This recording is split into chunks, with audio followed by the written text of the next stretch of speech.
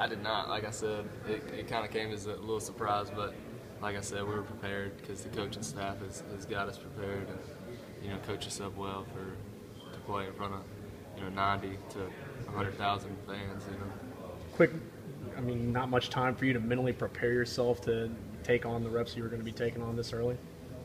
Yeah, definitely. It wasn't that much time, I guess, but, like I said, I got to give it up to the coaching staff for getting us ready. Brendan, after the game, you were like, I was happy with my performance, but talking about the one fumble. Yeah. Is that something that 2 or 3 days later, can you let that go, or is that something that's still kind of gnawing at you? You have to, but it's hard to, definitely. But it's one thing, like I said, I tried to come out in the second half and make up for it, but it's something you can't really make up for. I'm still disappointed about it, and, just got to kind of let it go now and move on to the next game. What's the price you have to pay in practice when something like that happens? Up downs. How many did you have? Any up and downs did you dance? I did I think it was 30 yesterday for that. There's no discount for guys that played single A high school. No discounts. They don't take it easy on us. Is it obviously the fumble aside? You performed well. You and JJ both a lot of receptions out of the backfield, which probably doesn't do a whole lot in high school, and running the ball fairly effectively. Have you proven something to yourself to this point that maybe you can't ever be sure about till you get here and try, right? That's right. We knew the defense we were playing that there was going to be a lot of checkdowns for that game, so we were ready to go, and we were ready to catch the ball a little bit. But in terms of your overall performance just in college so far, pretty happy with it, surprised by it?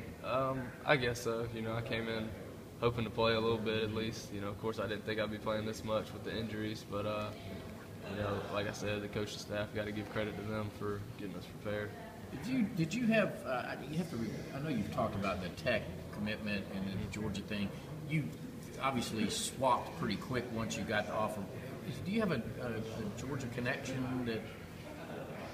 Not really. Come here. There wasn't anything like that. It was just kind of like I've always wanted to come to Georgia when I visited, and I liked it a lot. So I went ahead and made that decision.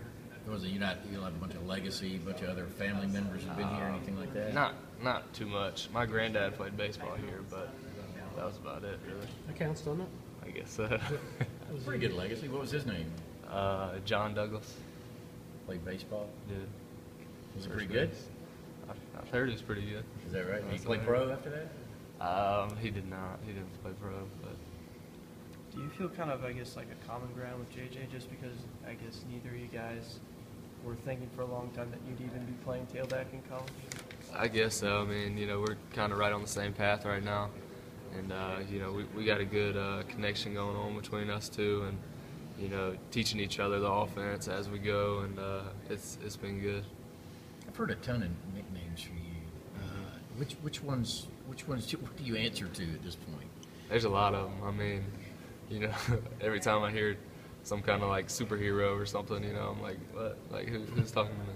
But it's funny. It's just all fun and games, Is it Buzz or Buzz Lightyear? Or? There's Buzz Lightyear. Where's that come from? You look like him? That's what they say. Okay. That's what they say. I don't know. Mythical figure here. Garrison Smith said something like White Lightning or White Hope or something like that. But I don't know. There's all kind of names. What's the feeling heading up to Vanderbilt this week? Obviously, you got to put this one behind you. Definitely. Just trying to stay positive at practice and believing we can still go to Atlanta hopefully, and just keep playing hard, keep practicing hard.